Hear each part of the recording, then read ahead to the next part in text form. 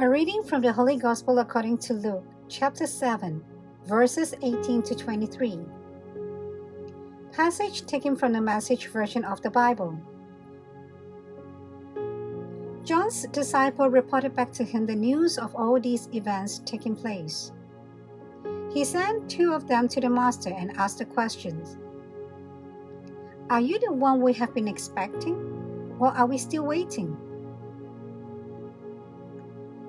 The man showed up before Jesus and said, John the Baptizer sent us to ask you, are you the one we have been expecting, or are we still waiting? In the next 2 or 3 hours, Jesus healed many from diseases, distress, and evil spirits. To many of the blind, he gave the gift of sight. Then he gave his answer. Go back and tell John what you have just seen and heard.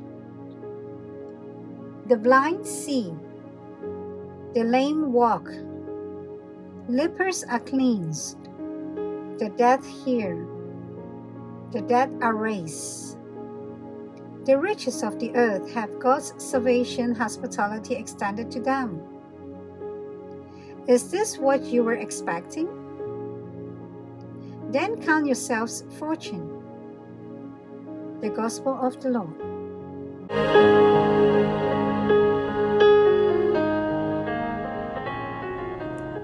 Reflections on the Gospel according to St. Luke, chapter 7, verses 18 to 23.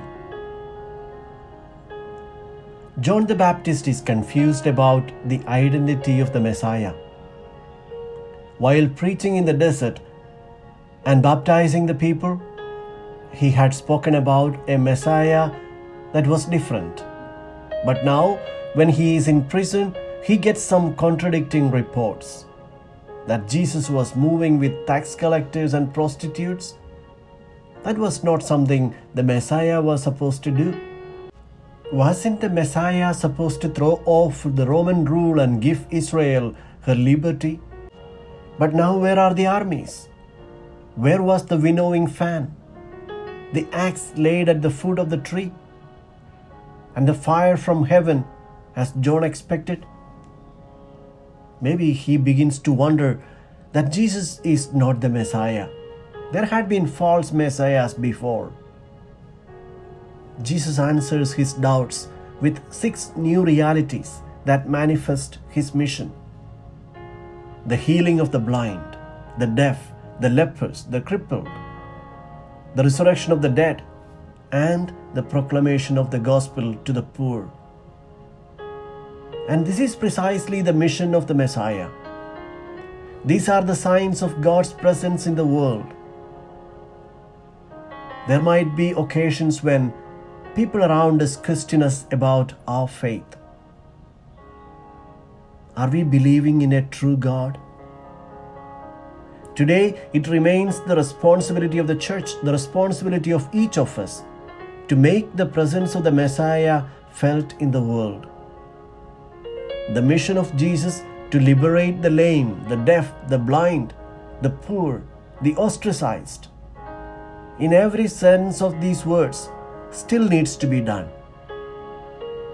Christmas is a reminder to tell us of our responsibility to bring healing and liberty to our homes, our neighborhood, and to our church.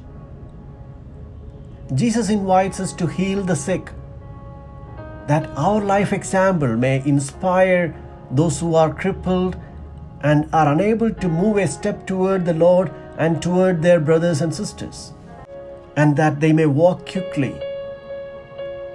that those who are deaf to the word of God may listen and receive the joy of the good news through every word that we speak and be guided by it. Whoever is ashamed of himself of the leprosy of sin that keeps him away from God and from the people may feel cleansed and confident.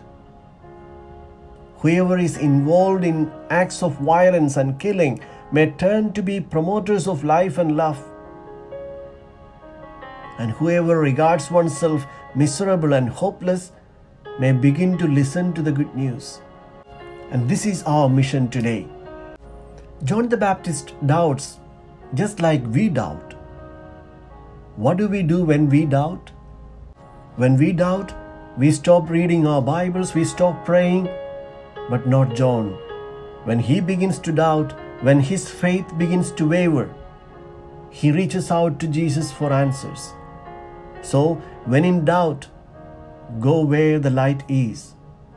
Do not neglect the time with God and with the Bible.